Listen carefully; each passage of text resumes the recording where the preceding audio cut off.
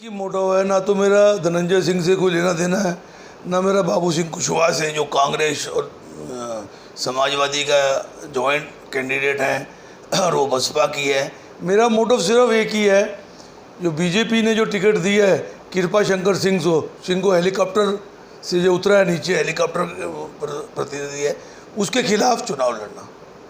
मैं भी मुंबई से आया हूँ और वो भी मुंबई से है, मेरे बाजू में ही रहते हैं और ये यहाँ चुनाव लड़ने हैं, इसलिए मैं इनके खिलाफ चुनाव लड़ने आया हूँ।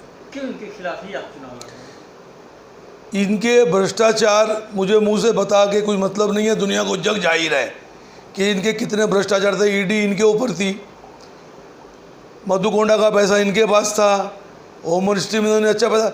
अब आप पत्रकार हैं, आप खुद ये सोचो कि जो आदमी कल तक कांग्रेस में था और आज बीजेपी में आया, तो वही वॉशिंग मशीन वाली बात हो गई ना। और ये आया तो क्या बिना पैसे दे के आया? तो मैं यहाँ आने का मेरा मकसद यही है कि मैं यहाँ की जनता को अवेयरनेस करना चाहता हूँ, जागरूक करना चाहता हूँ कि ये पैसा दे के आया हुआ कैंडिडेट है और बिना पैसे लिए इसे वोट ना दिया जावे, और पैसे लिए जावें बढ़ चढ़ के, क्योंकि ये 29 तारीख से लेके 24 तारीख तक ही पैसे देगा, लेकिन वोट भले काले चोर को दिया जावे। ये पैसे देने के लिए ट्रक भर के लेके आया हुआ है। और 24 तारीख 25 तारीख वोटिंग के बाद या तो ये बम्बई में मिलेगा या दिल्ली में मिलेगा, तो दिल्ली इसे जाने देना नहीं है, इससे नोट लेने से वोट नहीं देना है, मेरा इतना ही कहना है। जैसा भी बनाया है। देखो, ना तो मैं बाबू सिंह कुशवाहा को जानता हूँ, ना मैं धनंजय सिंह को जानता हूँ। मैं भी बम्बई का हूँ, ये भी बम्बई का है। मैं इसे अच्छे से जानता हूँ, इसकी नस नस से मैं वाकिफ़ हूँ। इसने कितने स्कैंडल किया और जिसने हर केस किस तरह पैसे से दबा दिया है। तो मैं बाबू सिंह कुशवाहा या धनंजय सिंह के से मेरा क्या लेना देना है? वो यहाँ की वो यहाँ का लोकल है, ये यहाँ का लोकल नहीं है, ये बम्बई से आया है। तो इसकी जानकारी कौन देगा? एक बम्बई कर देगा।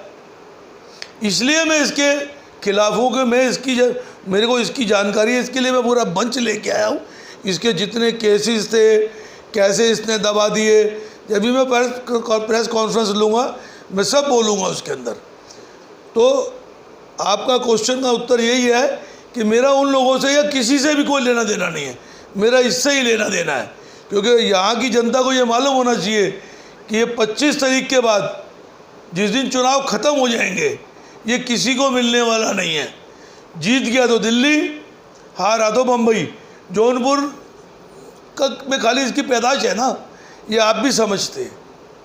तो करेंगे मैं यहाँ के नामांकन करूँगा, चुनाव लास्ट तक चुनाव लड़ूंगा, प्रचार करूँगा और पब्लिक को जागृत करके ही यहाँ से जाऊँगा।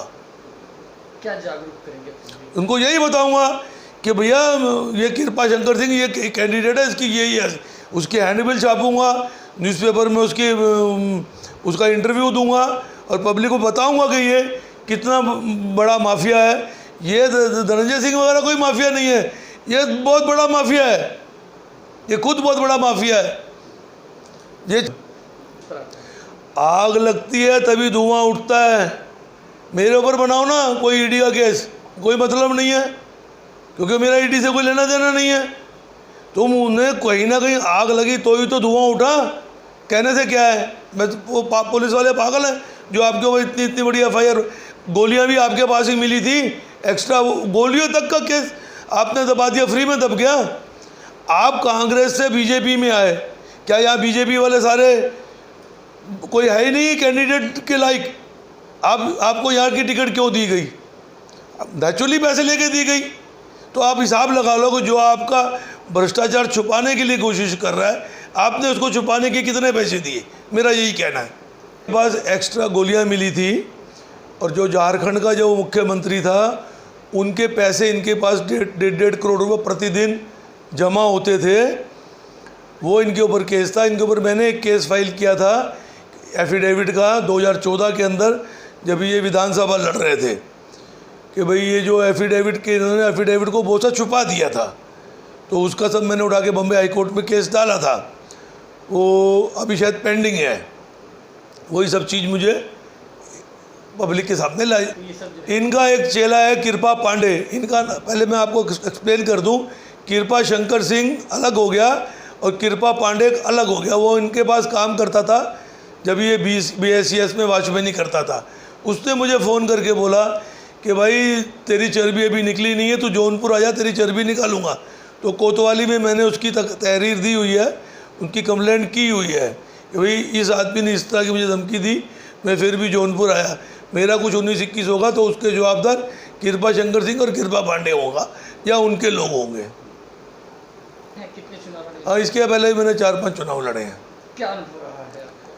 बड़ा अच्छा अनुभव रहा है। पब्लिक और पत्रकार लोगों को उस टाइम पे एक अवेयरनेस रहती है, और पब्लिक को अगर आपने कहीं किसी को बताना, जैसे भी मैं सोशल वर्क करता हूँ, मैं बहुत ज़्यादा सोशल वर्क करता हूँ, तो ये एक मौका होता है पब्लिक को ये बताने का कि भाई मैं चुनाव भी लड़ता हूँ और आपका सोशल वर्क भी करता हूँ। चुनाव लड़ने से जो अपना गवर्नमेंट की जो ये होते हैं, पुलिस हो गया, प्रशासन हो गया, प्रशासन में आपकी एक वैल्यू बन जाती है, तो आपको पब्लिक का काम करने के लिए आसानी होती है। अगर आप चुनाव नहीं लड़ते तो पब्लिक को गवर्नमेंट की जो मशीनरी है उसको आप इन्फॉर्म कैसे करेंगे। अब जैसे ही मैं फॉर्म भरता हूँ, गवर्नमेंट में मेरी इन्फॉर्मेशन हो जाती है कि भाई ये आदमी ने यहाँ से चुनाव लड़ा, तो कल मेरे को किसी पब्लिक का कोई काम करने में आसानी होती है, इसलिए चुनाव लड़ा जाता है। किस पार्टी से आप चुनाव लड़ेंगे? हिंदुस्तान जनता पार्टी, ये कहाँ की है? ये औरंगाबाद, महाराष्ट्र। उसी पार्टी के बैनर तले आप जो है चुनाव हाँ, उसके साथ में एक जॉइंट है क्रांतिकारी जैन सेना, लेकिन ये भी फॉर्म मेरे को हिंदुस्तान जनता पार्टी से मिला है, मैं वही साथ में लाया हूँ, मैं सबमिट करूँगा। कब आपका नामांकन होगा? मैं 29 तारीख को नामांकन परचेज लूँगा वहाँ से, और मोस्टली करके 29 को या तो 30 को मैं भर दूँगा, क्योंकि एक प्रक्रिया रहती है और मैं यहाँ का नहीं हूँ, तो थोड़ी मेरे को उसमें